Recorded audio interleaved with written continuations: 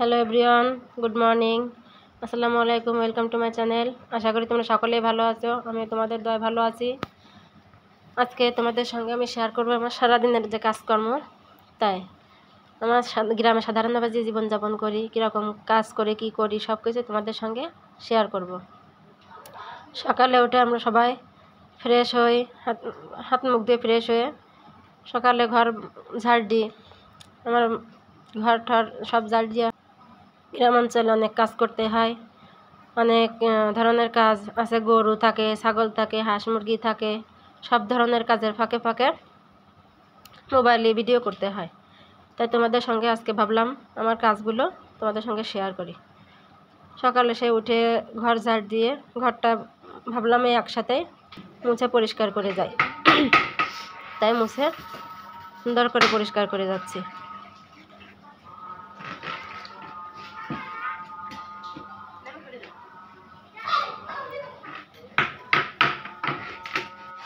বাচ্চা কাচ্চা থাকলে ঘরদোর পরিষ্কার রাখা খুবই কঠিন।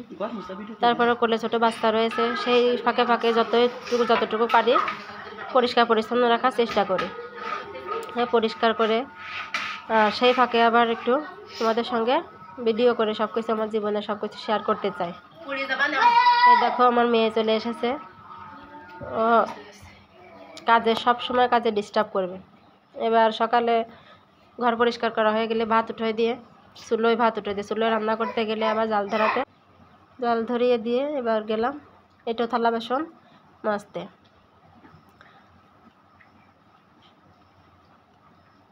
সব কিছু তো দেখাতে গেলে হয় না, তারপরে তোমাদের সঙ্গে যেটুকুই পারবো সেটুকুই শেয়ার করতে চাই। এবার সেগুলো পরিষ্কার করে ধুয়ে ওদিকে আবার চুলায় ভাত উঠে থালা বাসনগুলো ধোয়া হয়ে গেছে, পরিষ্কার করে ধোয়া হয়ে গেছে।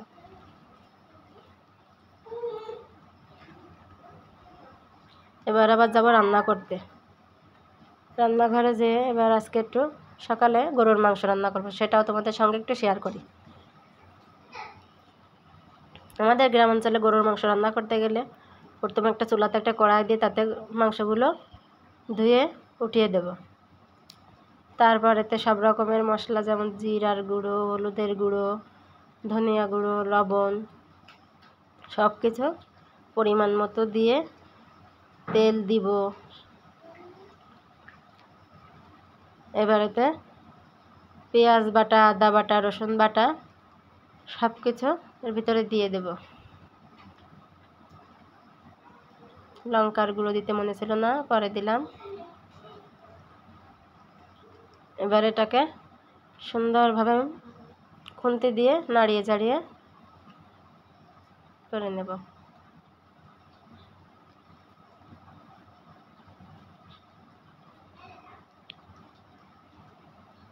ভালোভাবে অল্প নাড়ানো চাড়ানো হয়ে গেলে এতে অল্প পরিমাণ পানি দিব যাতে গোশটা হালকাভাবে হয়ে যায়।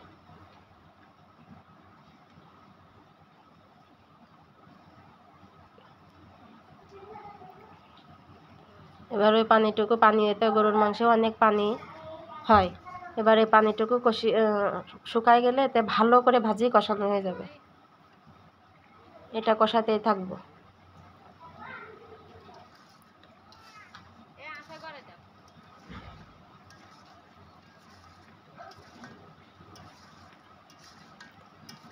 এবারেতে আমি কিছু আলু দেব।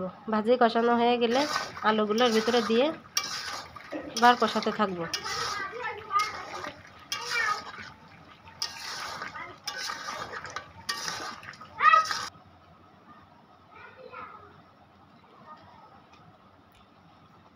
আমি গ্রামে সাধারণভাবে জীবনযাপন কীভাবে করি আমি তোমাদের সঙ্গে সব কিছুই শেয়ার করব।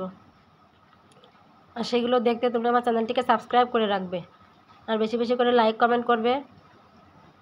আর যদি এগুলো না করলে কাজের উৎসাহ হয় না। আর কোনো ভুল ত্রুটি হলে কমেন্টের মাধ্যমে তোমরা জানিয়ে দিবে। ভালোভাবে এটাকে কষিয়ে নিয়ে এতে পানি দিয়ে দেব। এটা ভাজি কষানো দেবো, কারণ আলু দেওয়া হয়েছে তো আলু দিলে ভাজি, কষানো না দিলে ভালো লাগে না। আসলে আমি অসুস্থ, আমার জ্বর হয়েছে, তাই তোমাদের সঙ্গে বেশি জোরে জোরে কথা বলতে পারছি না, যেটুকু এই তাই শেয়ার করছি।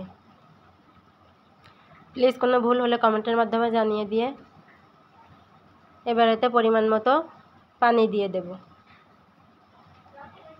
এবার পানি দিয়ে দিয়ে এগুলোকে ভালোভাবে সিদ্ধ হওয়ার আগ পর্যন্ত ঢেকে দেব।